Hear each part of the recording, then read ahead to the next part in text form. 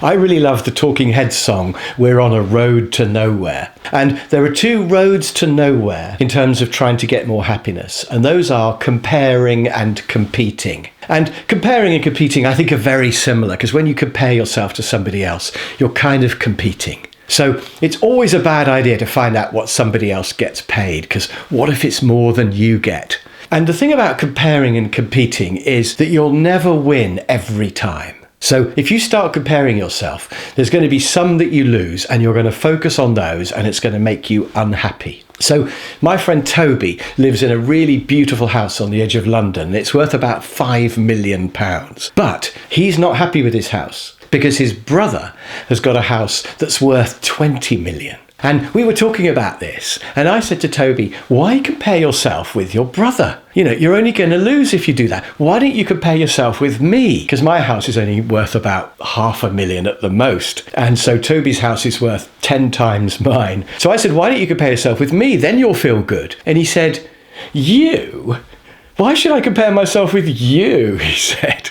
He said it like that. And I was thinking, because then you'll feel good. So it's interesting, isn't it? But of course, he doesn't want to compare himself with me because that's too easy a victory. So he compares himself with his brother, who then makes him feel unhappy. So comparing is just not a sensible way to go. Just be happy with your wonderful house that you've already got. And by the way, I'm happy with my house, even though it's only worth a tenth of Toby's. I'm fine with that. If you start comparing and competing, you're going to lose some of the time. Even Roger Federer loses sometimes. So you're never going to win all the time. So when I was younger, I used to play squash quite a lot, and I got quite good at squash.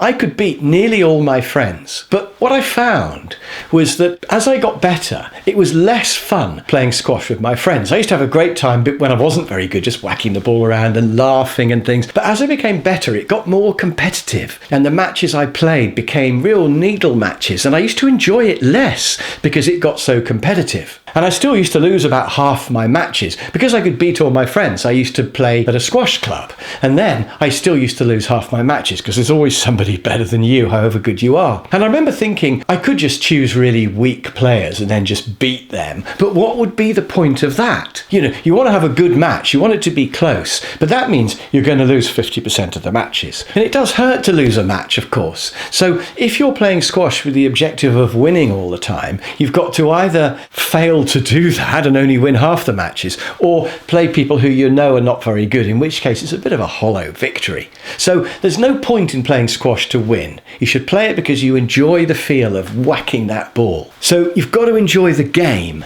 And you're more likely to enjoy the game if it's less high-pressured, if you forget all this stuff about trying to be the best and trying to win all the time. So I think the essence with everything, whether it's playing squash or your house or your friends or whatever, is be happy with what you've got. Don't even think about other people's situations. Don't ask other people about how much their house is worth or how much they earn. Do everything for yourself. So if you go on holiday, don't compare it to other people's holidays. Just enjoy that holiday. Be happy with the house that you live in. Don't start comparing your house with other people's. And similarly, your car. Love your car for what it is and what it does and what it's like. Don't start comparing your car with other people's and thinking, oh, he's got a better car than me. If only I could have a car like his. And similarly, the diamond ring you've got. It may not be the biggest one around, but it's yours and it's got those sentimental memories that go with it. Even your dog. Don't start comparing your dog with all these pedigree dogs. Just love your dog for the dog that they are. So it's not about being better than somebody else's.